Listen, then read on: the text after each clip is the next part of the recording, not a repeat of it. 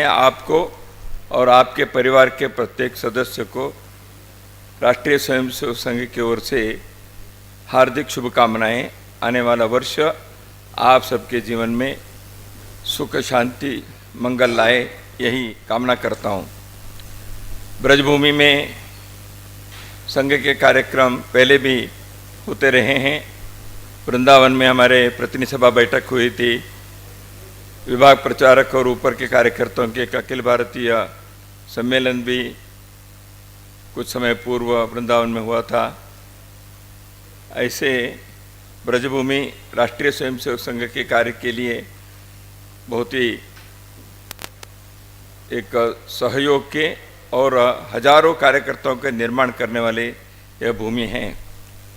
पिछले 4 दिन से पूजनीय सरसंघ चालक जी और अन्य कार्यकर्ता, अखिल भारतीय स्तर के अधिकारी पदाधिकारी हम यहाँ हैं। 2 दिन अखिल भारतीय कार्यकारी मंडल के एक हमारे प्रशिक्षण वर्ग चलते हैं कुछ वर्ष के अंतराल में।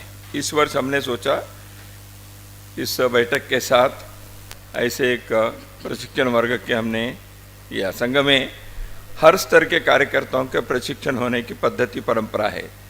शाखा में आने वाले एक सामान्य विद्यार्थी स्वयंसेवक से लेकर संघ के हर जो समूह हैं, जिले के कार्यकर्ता है, प्रांत के हैं, प्रचारक हैं, गृहस्थी कार्यकर्ता हैं, तो ऐसे सब प्रकार के कार्यकर्ताओं के लिए भिन्न भिन्न अंतराल में, समय के अंतराल में हम प्रशिक्षण वर्ग करते हैं।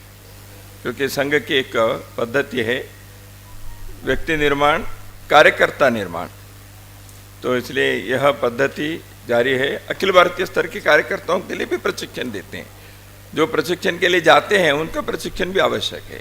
संघ ऐसे एक कार्यकर्ता निर्माण के निरंतर प्रक्रिया जारी रखे, तो उसी सिलसिले में 2 दिन ऐसे प्रशिक्षण वर्ग अखिल भारतीय कार्यकारी मंडल के कार्यकर्ताओं के लिए भी हुआ।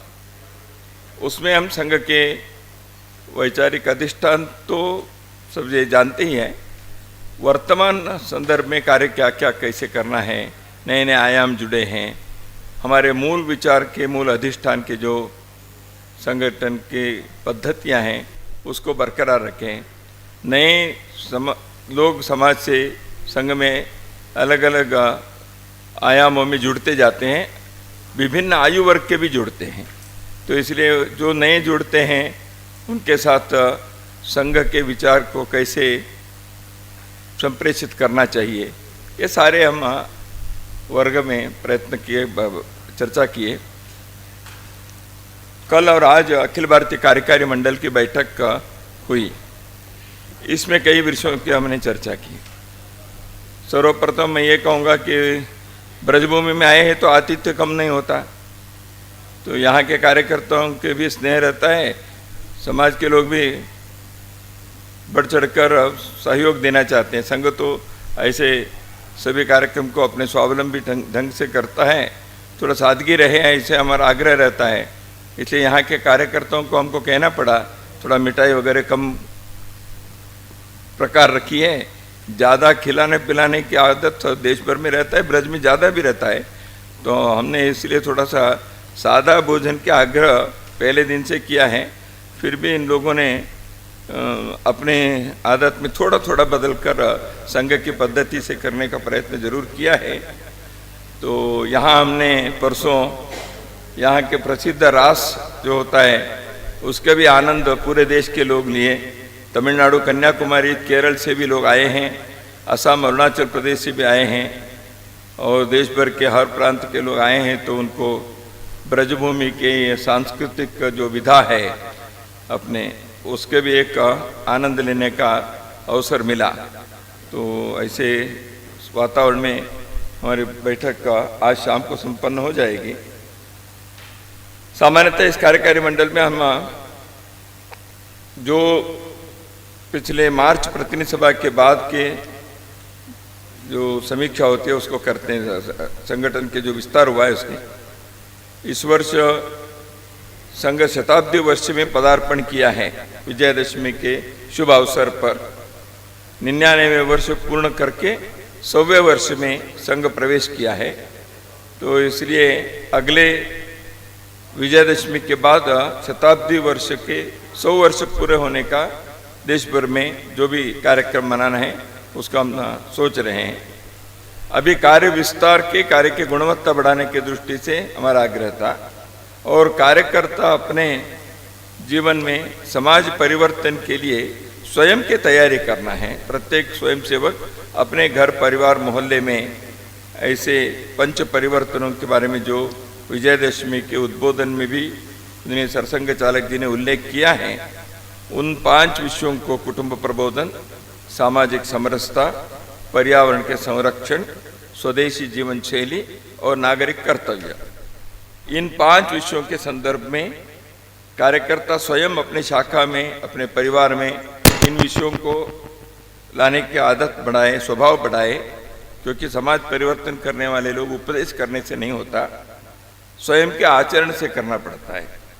तो इसलिए स्वयं आचरण करें, केवल स्वयंसेवक अकेले कर रहे से नहीं, उनके परिवार करें, आसपास में करें, तो शाखा के स्तर पर करें, तो हम समाज को कहने के लिए नैतिक अधिकार मिलेगा। तो इस दृष्टि से हमने इस वर्ष उसका आग्रह किया है।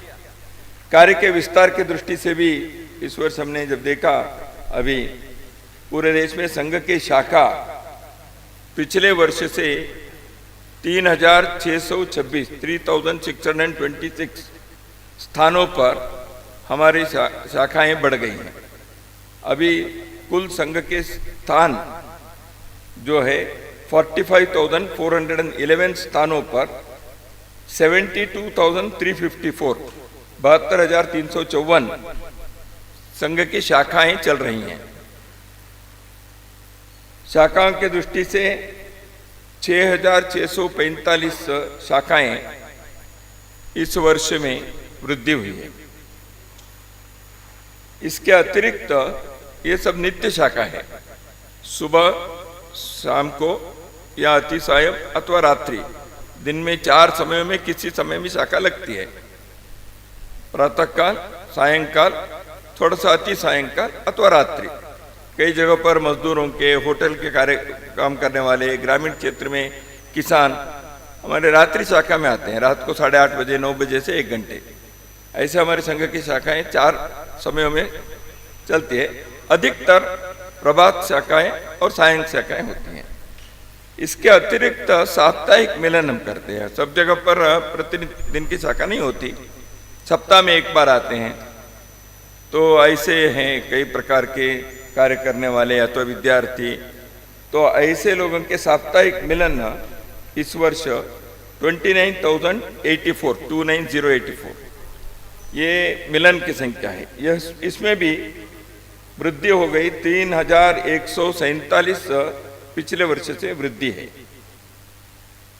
जहां शाखा नहीं लगती है वहां समाज के लोगों को जोड़कर कुछ संस्कार के, परिवर्तन के कुछ बातें सकारात्मक दृष्टि से गांव इकट्ठे रहे, मोहल्ले बस्ती में, विशेष करके गांव में हम आपस में भाईचारा रखें, घर में संस्कार दें, नई पीढ़ी को घर के समाज अपने हिंदू संस्कृति को सिखाएं, मंदिर के, तालाब के, गांव के किसी न किसी दृष्टि से समसामूहिक दृष्टि से कार्य करें, ऐसे कुछ विचार को देते हैं। वो संघ की शाखा नहीं होती, वहाँ संघ की प्रार्थना, भगवत ध्वज लगाना भले ही नहीं होता, लेकिन ऐसे स्थानों पर हम समाज को तो पहुँचने के लिए प्रयत्न करते हैं। उसको हम संघ मंडली कहते हैं। वो मासिक होते हैं, महीने में 1 बार होते हैं। ऐसे 11,382 स्थानों पर हम मंडली चलाते हैं। इसमें भी 750 वृद्धि हुई है। तो कहने का तात्पर्य है नित्य शाखा, साप्ताहिक मिलन और मासिक, ये सब मिलकर अभी 1,01,438 1,01,438 इकाई बनती हैं। तो यह शताब्दी वर्ष की दृष्टि से हमारे लिए एक विशेष उपलब्धि है। हम 1 लाख स्थानों पर जाने के विचार पिछले वर्ष सोचे भी थे। हम लगभग उसको पहुँचे हैं, उतनी इकाई हो गई हैं। फिर भी अभी कुछ पूर्ण खंड पूर्ण जिले होने का बाकी है। इस वर्ष हम पूरा मार्च प्रतिनिधि सभा में हमारे आने वाले जो 4 महीने हैं इसमें कार्य विस्तार के लिए अभी भी हम जो लक्ष्य रखे हैं, टारगेट रखे हैं, वो मार्च में प्रतिनिधि सभा बैठक होगी बेंगलुरु में। तब तक हम इसमें और वृद्धि करेंगे। यह इस बैठक में प्रांत के लोगों ने जो प्रयत्न विचार किया है इसके बारे में उन्होंने कहा, उसकी हमने चर्चा की, विश्लेषण किए। आने वाले दिनों में इसको कैसे इससे आगे बढ़ने के एक लक्ष्य भी हम लेकर चले हैं। वो फरवरी अंत तक हमारे पास उत्तर आएगा। मार्च के प्रतिनिधि सभा में हम उसको देखेंगे। तो ऐसे इस वर्ष के कार्य विस्तार हुए। केवल कार्य विस्तार नहीं है, क्वांटिटी डेवलपमेंट नहीं, क्वालिटी डेवलपमेंट भी होना चाहिए। इसलिए कार्यकर्ताओं के गुणात्मकता के भी बहुत आयाम है, उसके विस्तार से मैं अभी नहीं बताऊंगा। शाखा के शारीरिक कार्यक्रम है, सेवा कार्यक्रम है, बौद्धिक दृष्टि से कार्यक्रम है, स्वयंसेवकों के गुण व्यवहार हैं। ऐसे कई प्रकार के क्वालिटी इंप्रूवमेंट भी कैसे कैसे होना चाहिए, वो भी हमारे एक आग्रह रहता है। उसका भी हमने इसमें यहाँ चर्चा की है। दूसरा एक मुख्य विषय, समाज के किसी भी कष्ट में, संकट में स्वयंसेवक तुरंत दौड़ता है। अच्छी बात है। आजकल समाज में बहुत सारे लोग और संस्थाएं भी जब नए प्राकृतिक आपदा होती है, बहुत सारे लोग काम करते हैं। हम उनके साथ मिलकर भी काम करते हैं। स्वयंसेवक तो सदा इस विषय में जागरूक रहता है। पिछले दिनों में 4 ऐसे प्रमुख चीज़ों को मैं आपके सम्मुख केवल शेयर करना चाहता हूँ, साझा करना चाहता हूँ। पश्चिम बंगाल में तारकेश्वर नदी में बाढ़ आई जुलाई में। 25,000 परिवारों तक सहायता करने का कार्य स्वयंसेवकों ने किया। किसी को जान बचाना है, कहीं किसी के मकान होया, कहीं आहार पहुंचाना है, ऐसे फूड पैकेट पहुंचाना है, कपड़े पहुंचाना है। ऐसे 25,000 परिवारों तक सहायता की। उड़ीसा में पुरी में बाढ़ आई, 40,000 परिवारों को सहायता की। साइक्लोन आया, अभी भी चक्रवात चल रहा है, दाना साइक्लोन का, उसी में भी कार्य चल रहा है। 20 खंडों में 1000 स्वयंसेवक इस चक्रवात के संदर्भ में कार्य किए। वायनाड केरल में लैंडस्लाइड हुआ जुलाई में। लैंडस्लाइड होने के अनुभव यहाँ के लोगों को शायद नहीं है। मैं उसी क्षेत्र से आता हूँ, इसलिए मैं बताऊँगा। जो पहाड़ रहता है वो एकदम बारिश के दिनों में पूरा मिट्टी नीचे आ जाता है, पहाड़ के, तो गांव के गांव उसमें धंस जाते हैं। वायनाड में हुआ इस बार। तुरंत 1000 कार्यकर्ता वहाँ जुटे। राष्ट्रीय सेवा भारती केरल के द्वारा भोजन के, स्वास्थ्य के दृष्टि से करना ये सब किए। वहाँ मुस्लिम परिवार, हिंदू परिवार दोनों थे। सबके लिए समान रूप से सेवा कार्य करने का कार्य केरल के हमारे कार्यकर्ताओं ने, 1000 कार्यकर्ता से अधिक लोग वहाँ किए।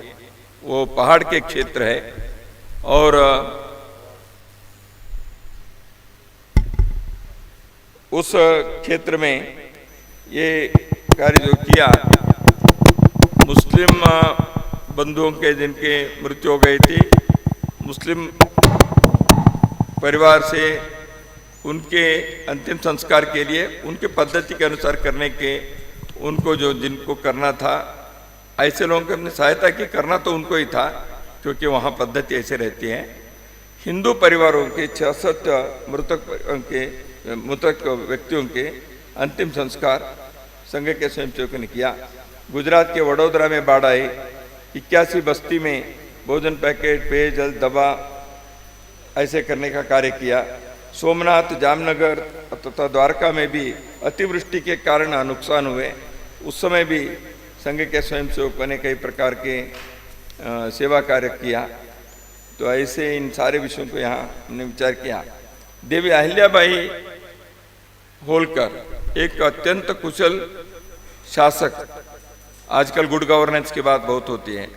300 साल पहले देवी अहिल्याबाई ने महेश्वर केंद्र से मालवा में, मध्य प्रदेश में, इंदौर के पास, उनकी राजधानी थी। उन्होंने जो कार्य किया वह अद्भुत है।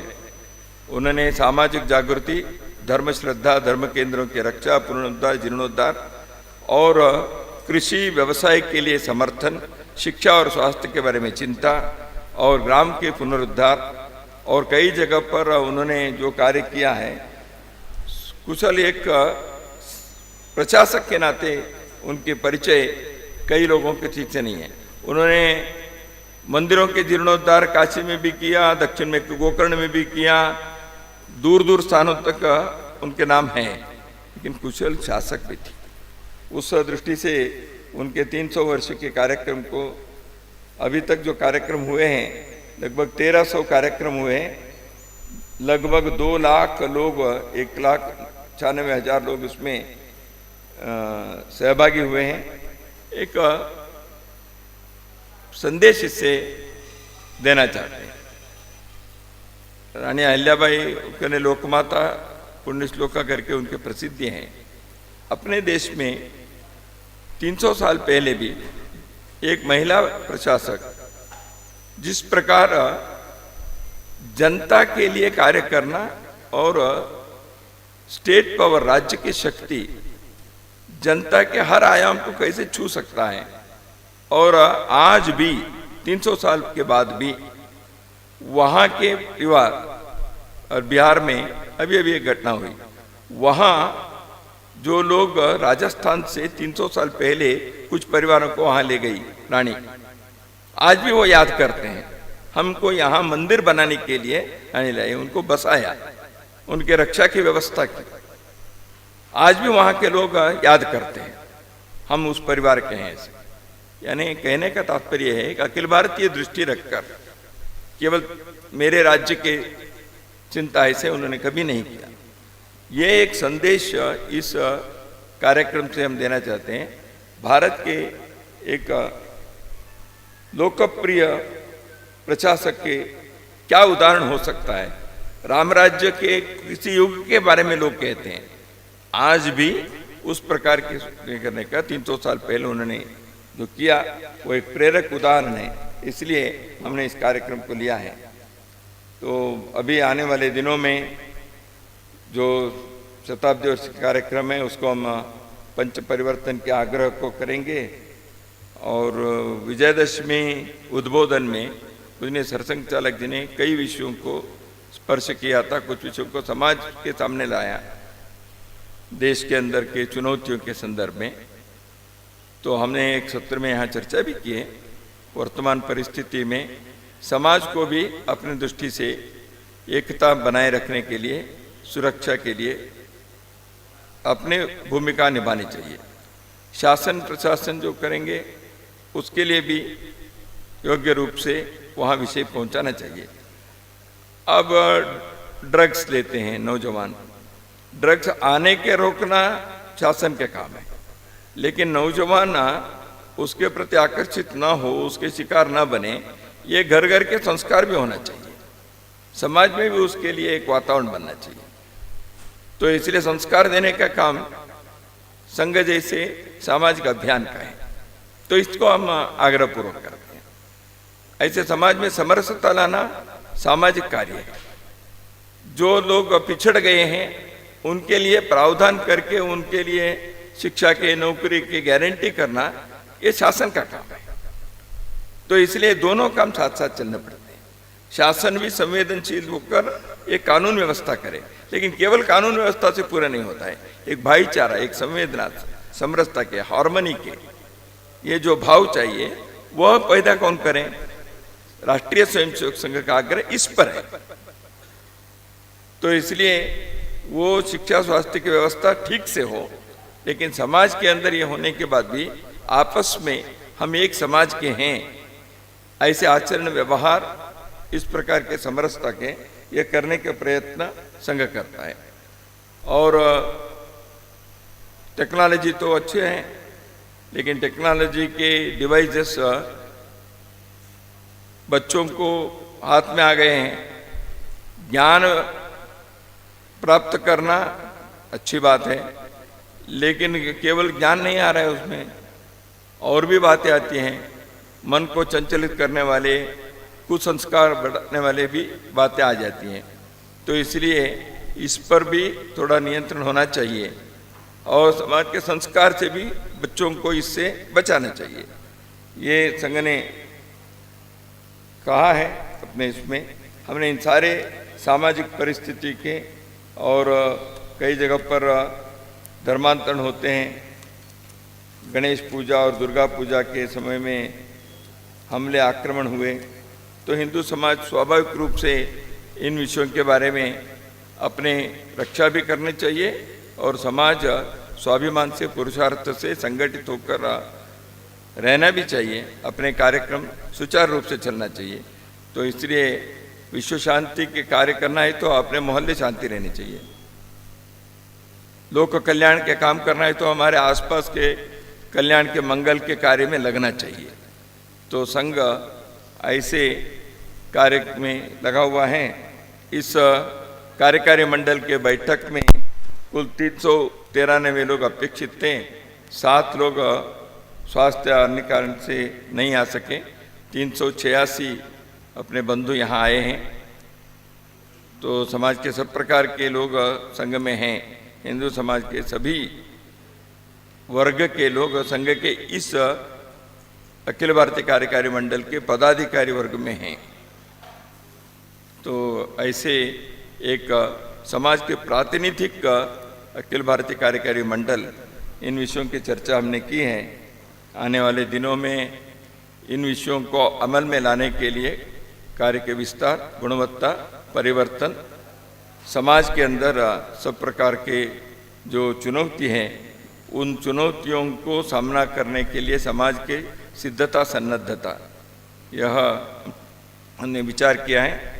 आने वाले 4-5 महीने जो प्रतिनिधि सभा तक हमने कुछ कार्य के दिशा तय किए हैं। प्रतिनिधि सभा में फिर हम मिलने वाले हैं, आगे के कार्यक्रम के बारे में वहाँ तय करेंगे। आप सभी लोग अपने इस आयोजन के लिए सब प्रकार के सहयोग आपने दिया है माध्यम क्षेत्र में, इसलिए मैं हृदय से राष्ट्रीय स्वयंसेवक संघ की ओर से आप सबका धन्यवाद भी देता हूं। आपको कुछ पूछना है तो।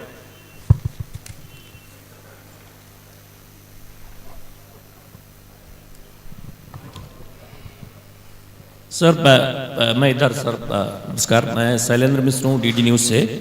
सर 2 मुद्दों पर बहुत चर्चा हो रही थी जब ये बैठक शुरू हुई थी कि विजयादशमी पर सर संचालक जी ने जो कहा था कि ओटीटी प्लेटफॉर्म से जो बाल मन पर दुष्प्रभाव पड़ रहा है, तो उसको लेकर क्या कुछ चर्चा हुई।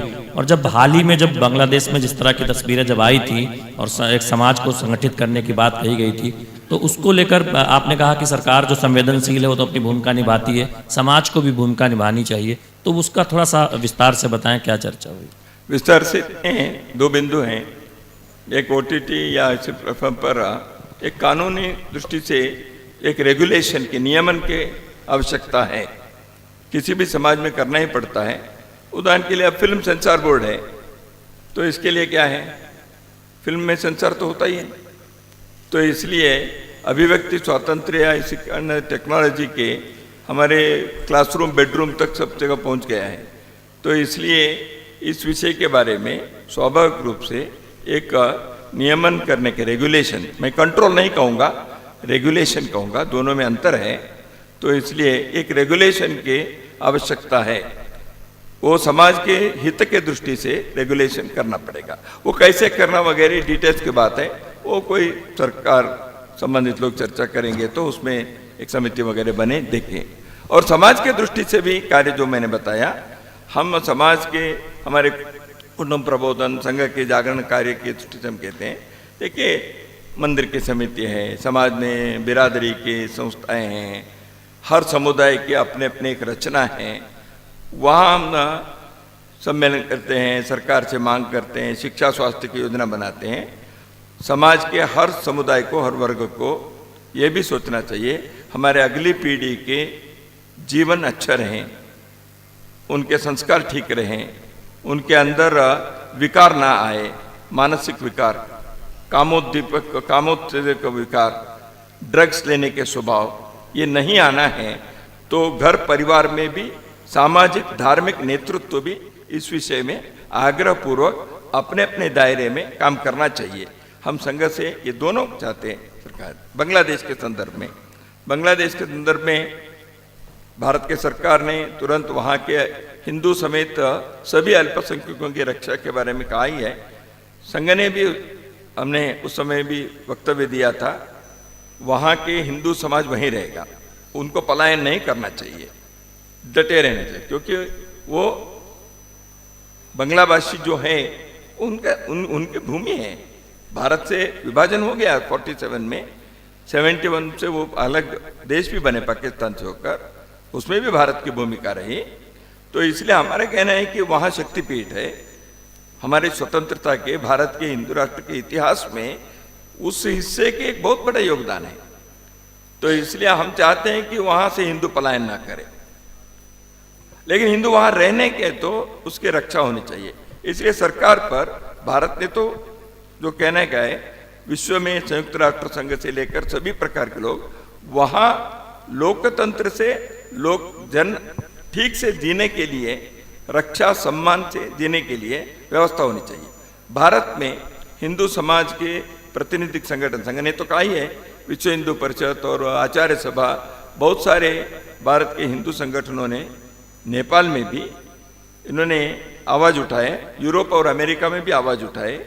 जगह जगह पर इस पर कार्य करने में संघ के स्वयंसेवकों ने एक भूमिका भी निभाई। हमने ये सब हुआ है और वहाँ हिंदू समाज के लोग पिछले 10-20 वर्षों में वहाँ के सामान्य हिंदू समाज जो है, जिनके अभावग्रस्त है, उनके बीच सेवा कार्य वगैरह करने के लिए हिंदू स्वयंसेवक संघ के वहाँ के लोग भी प्रयत्न करते हैं। वो भी एक दृष्टि से हम उस संदर्भ में भी अपनी भूमिका निभाते हैं। ये हिंदू समाज के एक कार्य है। कहीं किसी कोने में दुनिया में कहीं भी हिंदू के लिए कुछ कष्ट होता है तो वो भारत के तरफ ही देखेंगे, स्वाभाविक है। तो इसलिए भारत की एक भूमिका होती है। संघ ने उसको आग्रहपूर्वक कहा भी है, किया भी है। सर, मेरा नाम पवन गौतम, दैनिक भास्कर से हूँ। 2 सवाल मेरे हैं। पहला, एक इस समय बयान चल रहा है कटेंगे तो बटेंगे, इसको लेकर आरएसएस का क्या समर्थन है? दूसरा, श्री कृष्ण जन्म स्थान के मुद्दे को लेकर आरएसएस कहाँ स्टैंड करती है? देखिए, स्लोगन कुछ में कटेंगे बटेंगे जो भी कहें, स्पिरिट क्या है? हिंदू समाज एकता से, एकात्मता से नहीं रहेगा तो इतिहास कहता है। अब हम तो कहते हैं, जब जब हिंदू भाव को भूले आए विपद महान, भाई टूटे धरती कोई, मिटे ही धर्म संस्थान, ये हमारे गीत है। तो उसको आजकल की भाषा में ऐसे आपने जो कहा वैसे हो सकता है। तो मुद्दा क्या है? स्पिरिट यही है, समाज की एकता, एकात्मता। हम जाति, भाषा, प्रांत के अगड़ा पिछड़ा भेद से हम करेंगे तो हम कटेंगे। तो इसलिए एकता आवश्यक है किसी भी राष्ट्र के, राष्ट्रीय एकता। दूसरी बात यह है कि हम ऐसे बनाए रहे तो समाज में इसके लिए केवल देखिए उपदेश से होता तो अब तक हो जाता, प्रयत्न करना पड़ता है, उसके लिए आचरण में लाना है। अच्छी बात है, आज बहुत सारे धार्मिक और बाकी क्षेत्र के लोग इसको अनुभव से समझ रहे हैं और उसका स्वागत भी कर रहे हैं। इसलिए हिंदू समाज की एकता ये संघ के जीवन व्रत है। हम इसका आग्रहपूर्वक कहेंगे और उसके लिए करेंगे भी। और हिंदू एकता लोक कल्याण के लिए है। हिंदू सबके लिए सुख प्रदान करेगा, दुनिया में किसी भी देश के संकट के लिए। तो इसलिए हिंदू एकता आवश्यक है, अपने को भी बनाए रखना, बचाए रखना और दुनिया को भी मंगल करना। इसलिए हम हिंदू एकता चाहते हैं, इसमें कोई दो मत नहीं, दो राय नहीं। और हिंदुओं को तोड़ने के लिए शक्तियां काम करती हैं, तो उससे आगाह करना पड़ता है, उसके लिए सावधानी रखनी पड़ती है। वो कई प्रकार की शक्तियां हैं। तो हिंदू को जाति के नाम पर तोड़ेंगे, विचारधारा के नाम पर तोड़ेंगे और किसी नाम पर जोड़ेंगे, तो उसको हमें सावधान रहना पड़ता है। दूसरी बात आपने बताया कि मथुरा के संदर्भ में अब तो न्यायालय में है, तो हम आशा करते हैं न्यायालय जल्दी इस विषय को सुलझाएं। तो एक अयोध्या के सुलझ गया है तो हर चीज़ को उसी प्रकार करना तो आवश्यक नहीं है। न्यायालय पर विश्वास रखें। अभी मुद्दा वहाँ है तो जल्दी हो। लोग आवाज़ भी उठा रहे हैं। हिंदू समाज में बहुत सारे धार्मिक और बाकी देश को जन जागरण कर ही रहे हैं। तो संघ भी पहले से कहा है जो इस विषय में जन जागरण कर रहे हैं, लोगों को कर रहे हैं, हम उनके साथ हैं। राष्ट्रीय स्वयंसेवक संघ हर विषय को हम ही करेंगे ऐसे नहीं है। समाज करेगा, हम साथ हैं। हम समाज के आवाज़ हैं। सर, मैं अनिल सारस्वत एबीपी न्यूज़ से हूँ। धर्म परिवर्तन और लव जिहाद पर किस तरह से क्या चर्चा हुई, जरा विस्तार से बताएं। तो पहले से ही हम इस विषय के बारे में संघ ने 25 साल से काम किया भी है, कई अच्छी बातें भी हुई है। देखिए, लव जिहाद के संघ के स्वयंसेवक कई संगठन में काम करते हैं। हिंदू जागरण जो अथवा विश्व हिंदू परिषद, बजरंग दल, तो वहाँ संघ के स्वयंसेवक है। संघ सीधा संघ तो शाखा चलाते स्वयंसेवक निर्माण करता है। संघ डायरेक्ट किसी जिहाद के इसमें हम हाथ नहीं डालते। लेकिन जिहाद हो रहा है तो समाज के लिए समस्या हो रही है लव जिहाद से। तो इसलिए हमारे युवतियों को, लड़कियों को, किशोरियों को बचाना ये काम है। उदाहरण के लिए केरल में लगभग 200 युवतियों को बचाने का काम हुआ। कई लोग चली भी गई थी, वापस आई। वापस आने के बाद उनके पुनर्वास कैसे होगा? उदाहरण के लिए मैं कह रहा हूँ। देखिए, वापस आने के बाद 1 साल के 2 साल के बाद वापस आई, उनका जीवन क्या होगा? उनका विवाह होगा? कितने लोग तैयार होंगे? समाज स्वीकार कैसे करेगा? ये सारी समस्या रहती है। हम सब समझते हैं, आप लोग भी गृहस्थी लोग हैं, समाज के लोग हैं। तो घर से कोई लड़की बाहर गए तो वापस आने के बाद क्या होगा? इसलिए रिहैबिलिटेशन एक बहुत बड़ा काम है। वहाँ की एक संस्था ने किया, संघ उसके पीछे पूरा खड़ा रहा। हम गए, ठीक। और बहुत सारे युवतियों ने अन्य युवतियों को सावधान करने के लिए अपने जीवन इस कारण से उन्होंने रखा। जो वापिस आई वो घर नहीं बैठी, वो हिम्मत नहीं हारी। उन्होंने कहा हमको बचाए हैं, अब हमारे कर्तव्य है हम बाकी युवतियों को बचाएंगे। इसलिए उन्होंने जीवन में हम अभी विवाह नहीं करेंगे, हम इसी काम के लिए करेंगे, ऐसे तैयार हो गई। तो ऐसे कार्य के पीछे संघ के स्वयंसेवक एक संबल देने के लिए, पोषण देने के लिए, आवश्यक सहयोग देने के लिए हम खड़े हैं। तो ऐसे देश भर में लव जिहाद के जो भी ऐसे प्रकरण होते हैं, उसके कई आयाम हैं। मैं इसके सारी चर्चा यहाँ नहीं करूँगा। उसके कोर्ट के मामले हैं, घर परिवार के मामले हैं, जाति बिरादरी की कुछ समस्या रहती है। कोई लड़कियाँ है तो परिवार तैयार है, बिरादरी तैयार नहीं रहती। बहुत सारे ऐसे हैं। तो इसलिए इसको सुलझाना पड़ता है। इन सारे आयामों में स्वयंसेवक जगह जगह पर आवश्यकता अनुसार करें। लेकिन उससे भी महत्वपूर्ण यह है, वापस आना तो बाद की बात है, जाना ही नहीं चाहिए ना। इसलिए अपने किशोरियों को, युवतियों को, घर में बालिकाओं को योग्य प्रशिक्षण, संस्कार और रक्षा देना यह हर परिवार का भी काम है। वो जहाँ रहती है वहाँ के लोगों के काम है, समाज के संगठनों के काम है। तो इस प्रकार के काम किशोरी वर्ग चलाना, उनके संस्कार देने करना, तो ये कार्य भी करते हैं। धर्म परिवर्तन के संदर्भ में आपने कहा, अभी बहुत सारे जगह पर घर वापसी के कार्य संघ के स्वयंसेवक भी और समाज के कुछ लोग, जैसे आर्य समाज हैं, मसूर आश्रम हैं, ऐसे कई लोग मिलकर एक धर्म जागरण समन्वय के एक मंच बनाया है। संघ के कार्यकर्ता भी उसमें हैं। तो हम मिलकर धर्म जागरण में जाने वाले, मतांतरित होने वालों को बचाना है, मतांतरित होने वालों को वापस लाना है। ऐसे उनका कार्य चलता है।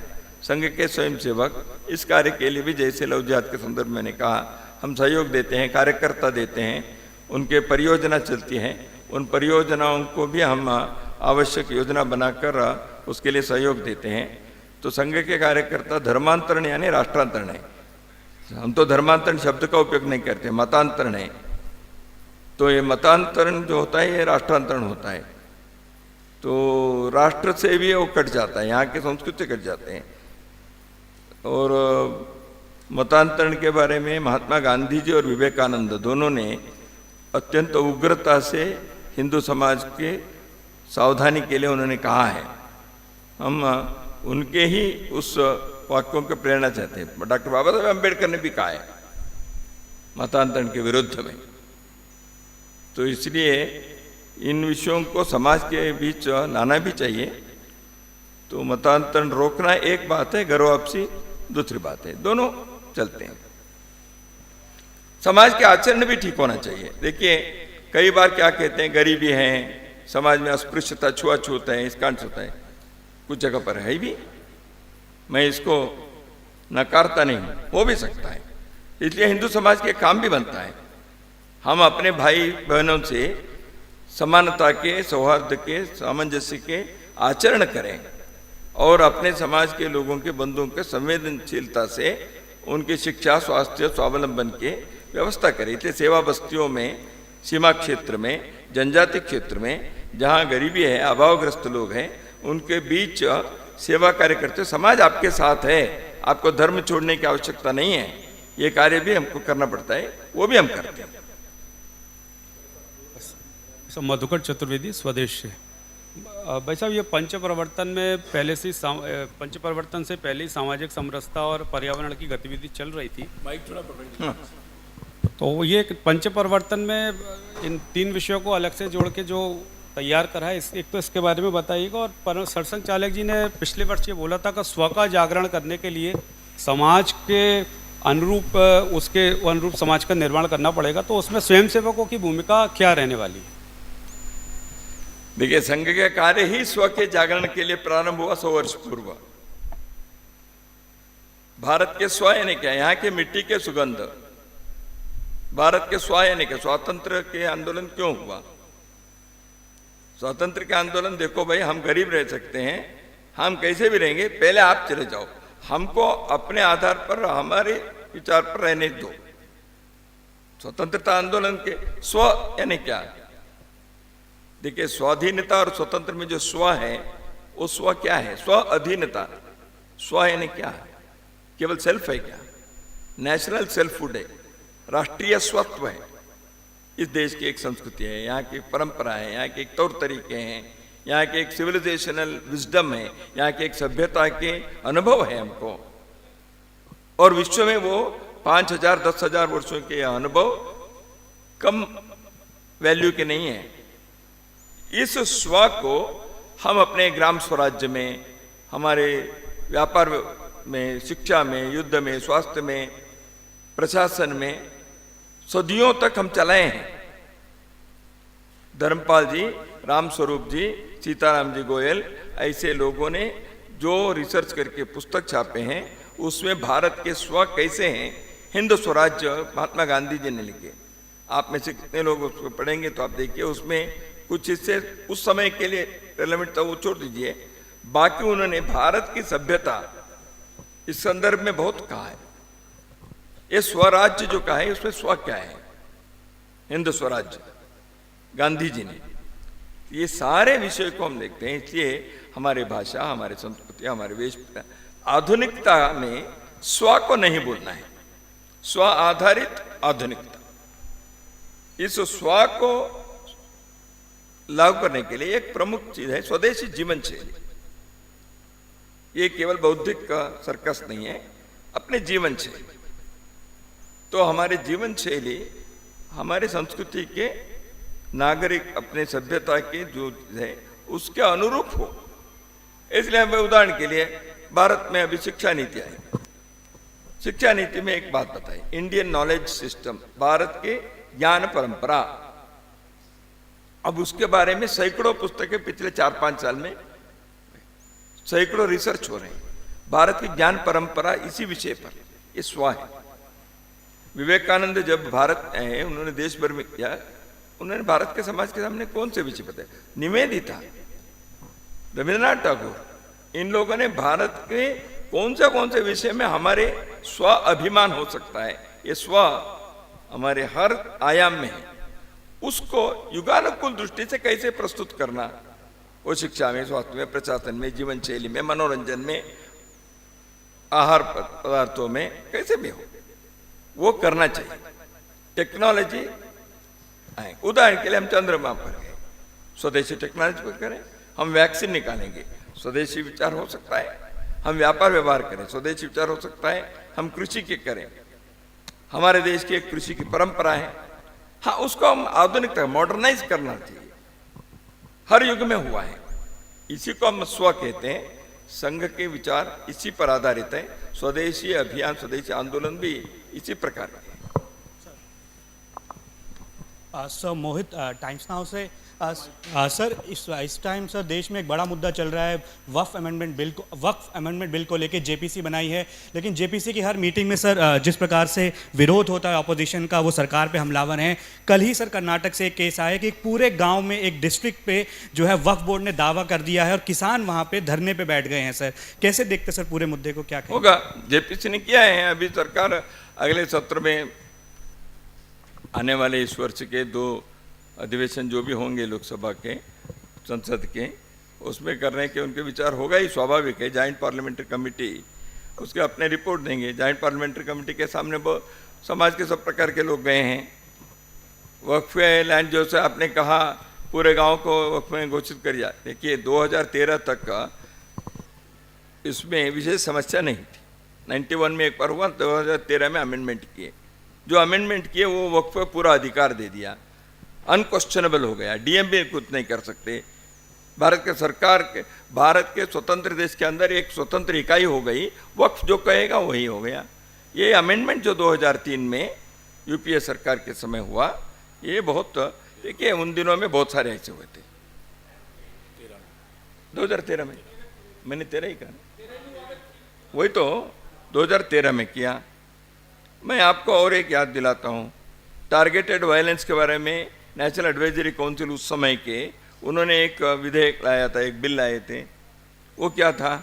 ये सारे कुछ चीज़ों को सोचकर एक विशेष साजिश के तहत, योजना के तहत ये विचार एक के बाद एक आने का प्रयत्न हुआ था। ऐसे नहीं कि ये कोई अचानक कुछ हुआ, तो उसको अभी ठीक करना ही पड़ेगा।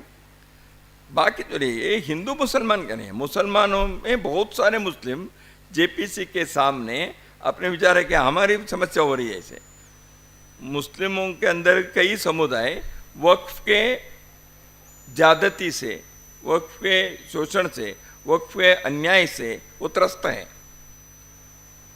इसलिए वो भी इस विषय के कह रहे हैं। मैं अभी परसों, हमारे बंधु कह रहे तो मीडिया में ही आया था, कर्नाटक सरकार में, वहाँ तो अभी कांग्रेस सरकार है, वहाँ के सरकार के एक मंत्री और 4 एमएलए, उनके घर पे बाकी सब कांग्रेस के ही कार्यकर्ता आकर क्या क्या हुआ है, इसको आप विरोध मत करिए, अमेंडमेंट होने दीजिए, ऐसे कहा है। मीडिया में ही आया है। तो इसलिए ये देखिए, किसी एक पार्टी अथवा 2 समुदाय ऐसे नहीं है, ये एक अन्याय की चीज़ हुआ है। तो इसलिए वक्फ के जो भी रचना बनी, किस कारण से बनी, वो तो इतिहास है, मैं उस पर नहीं जाऊँगा अभी। तो इसलिए उसके जो अमेंडमेंट के विचार आया है, ठीक है, जब जेपीसी सोचकर जो बनाएंगे, अभी जेपीसी के सामने है, देश के जो भावना और आवाज़ है उसके अनुरूप इसमें आवश्यक संशोधन करना है, उसको और क्या करना है देखना ही पड़ेगा। हाँ, 2। मैं दिलीप चतुर्वेदी हिंदुस्तान से। हाँ जी, दिलीप चतुर्वेदी हिंदुस्तान से। मेरे 2 सवाल हैं। एक तो अभी योगी जी आए थे, 2 घंटे चर्चा हुई भागवत जी से। दूसरा ये, क्या इस कार्यकारी मंडल की बैठक में भाजपा को भी कोई संदेश देने की कोशिश की गई है? नहीं, हम भाजपा के लिए कोई संदेश ऐसा नहीं है, हम समाज के लिए, मैंने बताया, केवल भाजपा के लिए कोई संदेश देने की जरूरत नहीं। भाजपा का संदेश देने के लिए कार्यकारी मंडल बनाने की जरूरत नहीं है। वो हमारे स्वयंसेवक बहुत है, ऐसे हम उनको बता देंगे यदि देना है तो। हम संदेश सबको दे रहे हैं, केवल भाजपा को नहीं। कांग्रेस में रहने वाले कुटुंब प्रबोधन उनके घर के लिए भी चाहिए, वामपंथी लोगों के लिए भी चाहिए, वहाँ भी सब चाहिए। इसलिए हमारे कोई किसी एक पार्टी के लिए मैसेज देने के लिए हमारे कार्यकारी मंडल नहीं है। दूसरी बात ऐसे है कि माननीय मुख्यमंत्री योगी जी यहाँ थे, 2 घंटे चर्चा नहीं हुई, चर्चा तो आधा घंटे पौन घंटे हुई, बाकी समय ऐसे बाकी बातें हुई, उन्होंने भोजन किया, एक है अखिल भारतीय कार्यकारी मंडल, देश भर से लोग आए हैं अभी। तो मुख्यमंत्री जी ने देखो भाई हमारे प्रांत में आए हैं, इस राज्य में, तो इसलिए हमें ऐसे आयोजन है, तो मैं आप सबका एक बार स्वागत करता हूँ। आए थे उन्होंने, अखिल भारतीय पदाधिकारी सबके साथ बैठे भी थे। मुख्य रूप से आने वाले जो कुंभ हैं प्रयागराज में, उस कुंभ के पिछले कुंभ जो हुआ था उसके बहुत प्रशंसा हुई थी, बहुत अच्छा है। उन्होंने कहा हम तो 1 साल ही हुआ था सत्ता में आकर, अभी हम तो अनुभव भी आ गया प्रशासन के भी और कुंभ के आयोजन के भी, इसलिए अभी इस कुंभ को पिछले से भी अधिक सार्थक और यशस्वी बनाने के लिए योजना ऐसे बनाए हैं। ऐसे उन्होंने कुछ सामान्यतः जो प्रस्तावित योजना है उसके बारे में सभी हमारे पदाधिकारियों के सामने बताया। उन्होंने एक हमारे सामने विशेष रूप से अनुरोध किया मुख्यमंत्री योगी जी ने, देखिए देश भर के लोग आने चाहिए। कई प्रकार के हमारे हिंदू समाज के अन्य समुदाय जो है उनमें से कई लोग कुछ वर्षों से, समझो 100 वर्षों से, 50 वर्षों से उनको किसी ने बुलाया नहीं होगा, क्योंकि वो कम आते हैं। तो इसलिए ऐसे जो धार्मिक नेतृत्व है, दक्षिण भारत में लिंगायत वीरशैव है या और कहीं दूसरे प्रकार के हैं, वो सभी लोग आना चाहिए। ये कुंभ ऐसे एक है, इसलिए उन सब के आप भी अपने संपर्क से उन लोगों को निमंत्रण देने के लिए हम सरकार यहाँ उन सबका स्वागत करते हैं। क्रमांक 1, समाज के सभी वर्ग आना चाहिए। तो इसलिए जनजाति क्षेत्र के बहुत सारे प्रमुख हैं, जनजाति क्षेत्र के भी धार्मिक नेतृत्व हैं, आए सामाजिक नेतृत्व भी आए। तो इस दृष्टि से इसमें आपके सहायता चाहिए। तीसरा उन्होंने एक विचार बताया, वो है कि कुंभ धार्मिक आयोजन तो है ही, एक सांस्कृतिक आयोजन है, केवल धार्मिक नहीं। पूरे देश की राष्ट्रीय एकात्मता के एक दर्शाने वाले अद्भुत अपने देश के एक आयोजन है, सांस्कृतिक दृष्टि से, राष्ट्रीय एकात्मता की दृष्टि से। तो इसमें गंगा के अविरल निर्मल रहने चाहिए, गंगा जी के तट पर होता है, इसलिए वो एक कार्यक्रम है। तो इसको साल भर चलना चाहिए, केवल कुंभ में करने से नहीं होगा। और एक है, उन्होंने कहा कि एक विचार के संदेश भी जाना चाहिए। तो बातचीत में एक उल्लेख आया, जैसे आपने पंच परिवर्तन के लिया है, समरसता के, पर्यावरण के, संरक्षण के, ऐसे कुछ विचार यहाँ आने वाले लोगों तक पहुँचना चाहिए। पिछले बार ऐसे वैचारिक कुंभ बनाए थे, ऐसे कुछ आयोजन करना ये सोच रहे हैं, आपका सहयोग चाहिए, ऐसे उन्होंने कहा। सरकार सोचेगी, तो हमने कहा ऐसे किसी भी विषय के बारे में संघ के स्वयंसेवक सहयोग करेंगे ही। तो इसके उन्होंने तैयारी क्या है ये बताया। कुंभ के बारे में ये 3 बातें विशेष रूप से उन्होंने कहकर संघ के सहयोग की आशा व्यक्त की। हमने सरसंघ चालक जी ने, हमने कहा है संघ इस प्रकार के कोई भी सहयोग के अपेक्षा जहाँ है वहाँ हम करते हैं। देश के अन्य भागों में भी किया है, पहले भी किया, अभी भी करेंगे। उसकी चर्चा हुई, आधा पौन घंटे इसकी चर्चा हुई। बाकी समय थोड़ा सा अन्य प्रांतों से आए हुए लोगों से उन्होंने बात की, थोड़ा सा पुराने परिचय भी कई लोगों से हैं, अनौपचारिक। दत्ता जी नमस्कार, मेरा नाम जतिन है। दत्ता जी नमस्कार, मेरा नाम जतिन है, इकोनॉमिक टाइम्स पेपर से। ये बहुत समय तक हम ये सुनते थे कि संघ और संघ के अनुसांगिक संगठन, भाजपा में कुछ खींचतान है। 24 में कुछ जो भाजपा के अध्यक्ष का बयान आया, उसके बाद कहा गया कि फैमिली मैटर है, फैमिली में रिजॉल्व कर लिया जाएगा। तो वो कुछ इम्प्रूव हुआ, क्योंकि हरियाणा के चुनाव में देखा गया कि संघ के कार्यकर्ता बहुत ज़मीन पर थे, जिसका बीजेपी को लाभ भी दिखा, और ऐसा ही महाराष्ट्र में भी है। फैमिली मैटर को सार्वजनिक करना है क्या? फैमिली मैटर कहाँ है? देखिए, हम सार्वजनिक संगठन है, इसमें कोई नहीं। पहली बात, ऐसे कोई खींचातानी वगैरह हमारे किसी के साथ नहीं है, केवल भाजपा के नहीं। मैं कहता हूँ हमारे कांग्रेस के साथ खींचातानी नहीं है जी। कोई खींचातानी नहीं है। हम सभी से मिलते हैं। हमारे स्वयंसेवक संघ के प्रांत संघ चालक, कार्यवाह, हमारे पदाधिकारी लोग समाज के सब लोगों से मिलते हैं। मैं साल भर में मिलता हूँ, अन्य पार्टी के लोगों से मिलता हूँ। वो पार्टी के नेतृत्व है, समाज के एक प्रमुख व्यक्ति है। हम उद्योगपति से मिलते हैं, पत्रकार के आपके संपादकों से मैं मिलता हूँ, जनजाति क्षेत्र के लोगों से मिलते हैं, वैज्ञानिकों से मिलते हैं। ऐसे हम समाज जीवन के विभिन्न पार्टी के नेताओं से भी हम मिलते हैं। हम चाहते हैं कि समाज में वैमनस्य, नफरत क्यों चाहिए भैया? मेरा इतना ही कहे हैं, आप नफरत के बाजार में मोहब्बत की दुकान चलाना चाहते हो, हम तो मिलना नहीं चाहते हैं। हम तो मिलना चाहते हैं जी, सबसे मिलना चाहते हैं, तो सभी से मिलते हैं। हम किसी को देखो, संघ के लोग सबसे मिलते हैं। मैं आपको किसका हम एक साल में मिलते कहेंगे तो वो न्यूज़ बन जाएगा। हाँ? नहीं, देखिए मेरा कहना इतना ही है, कोई ऐसे नहीं है, खींचातानी नहीं है, कोई संघ के वगैरह वो सब ऐसे नहीं है। उनके स्पिरिट को भी हमने समझा है। उन्होंने कहा संघ पर निर्भर होकर अपने को काम करना नहीं है। हर संगठन अपने ताकत बढ़ानी चाहिए। संघ को ठेका दे दिया, आप इलेक्शन का काम करो, ऐसा हम करें। वो कहते समय उन्होंने कहा होगा हमको, कोई हमें कोई कहा लगा ही नहीं। हमारे एक भाई ने कहा, हमको कुछ कहा, हमको कुछ लगा ही नहीं है। हम उसके बाद में भी उनके घर जाकर भोजन किए हैं। देखिए कोई खींचातानी नहीं है। मैं आपको बताता हूँ, संघ ऐसे खींचातानी वगैरह वगैरह नहीं करता है। हमको कोई भी कहीं छोटा मोटा हुआ तो मलम पट्टी लगाना कैसे हमको मालूम है संघ में, वही नहीं तो मलम पट्टी क्यों लगाए? एक दूसरी बात यह है कि संघ को व्यक्तिगत तौर पर, संगठन के तौर पर हमारे कोई स्वार्थ नहीं है। ये नहीं हुआ तो ये करेंगे, वो हुआ तो वो करेंगे, हमको नहीं है। हमको राष्ट्र की सुख शांति और राष्ट्र के कल्याण आवश्यक है। इसके जो काम जो उसके लिए तैयार है, किसी भी प्रकार से, वो राजनीति में हो, धार्मिक में हो, सेवा में हो और किसी में हो, हम उनसे मिलते हैं। हमें सार्वजनिक क्षेत्र में किसी भी प्रकार की अस्पृश्यता नहीं। जैसे सामाजिक अस्पृश्यता गलत है, राजनीतिक अस्पृश्यता भी गलत ही है। तो इसलिए हम सबसे मिलते हैं।